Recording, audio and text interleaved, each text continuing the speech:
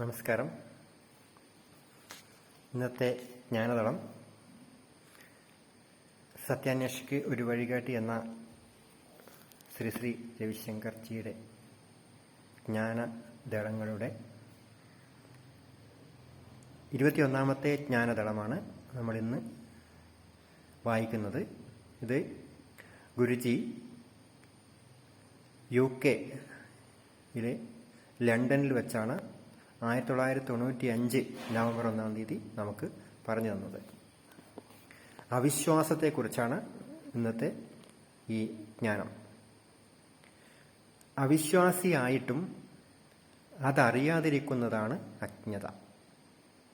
നിങ്ങൾ അവിശ്വാസിയാണെന്ന് സ്വയം വിചാരിക്കുമ്പോൾ നിങ്ങൾ അതല്ലാതായിത്തീരുന്നു. അതിനപ്പുറമുള്ള എന്തിനെപ്പറ്റിയോ നിങ്ങൾക്ക് സൂചനയുണ്ട്.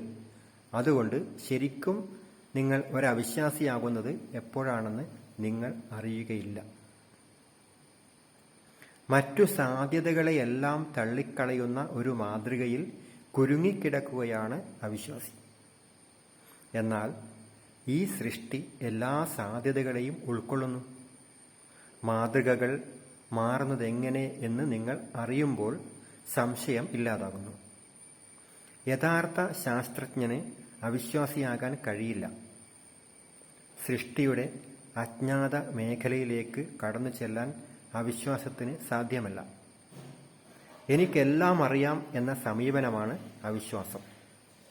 ഈ സമീപനമാകട്ടെ അശാസ്ത്രീയവുമാണ്. ജ്ഞാനത്തിലൂടെ അവിശ്വാസം അകറ്റാം. ആരുടെയെങ്കിലും അവിശ്വാസം അംഗീകരിച്ച് അവരോട് വാദിക്കാൻ ശ്രമിക്കരുത്. വാദപ്രതിവാദങ്ങൾ അവിശ്വാസം ശക്തിപ്പെടുത്തുകയേ ഉള്ളൂ. സ്വന്തം സ്വാതന്ത്ര്യം നഷ്ടപ്പെടുമെന്ന ഭയം കൂടുതൽ പ്രതിരോധം സൃഷ്ടിക്കുകയും കൂടുതൽ അവിശ്വാസമുണ്ടാക്കുകയും ചെയ്യും.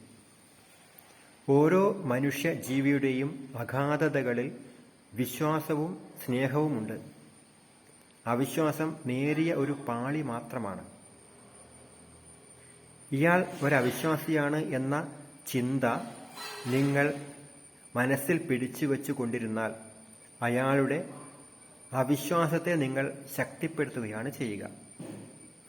നിങ്ങളുടെ മൗനവും ഹൃദയത്തിൽ നിന്നുയരുന്ന പുഞ്ചിരിയും ഏത് അവിശ്വാസത്തെയും തുടച്ചു മാറ്റും. അത് തകർക്കാൻ മൗനത്തെപ്പോലെ ശക്തമായ ഉപാധി മറ്റൊന്നില്ല. മൗനമെന്നത് വെറുതെ മിണ്ടാതിരിക്കുന്ന ഒരവസ്ഥയല്ല. അത് പ്രജ്ഞയുടെ ഒരു സ്വഭാവ വിശേഷമാണ്. അതിർത്തികൾക്കുള്ളിൽ നടക്കുന്നവർക്ക് മാത്രമേ സംശയമുണ്ടാവുകയുള്ളൂ. കുട്ടികൾക്ക് സംശയമില്ല.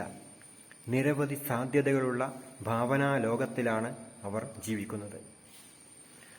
അവരുടെ ലോകങ്ങൾ നിഷ്കളങ്കതയുടെയും ആനന്ദത്തിൻ്റെയും സൗന്ദര്യത്തിൻ്റെയും സ്നേഹത്തിൻ്റെയുമാണ്.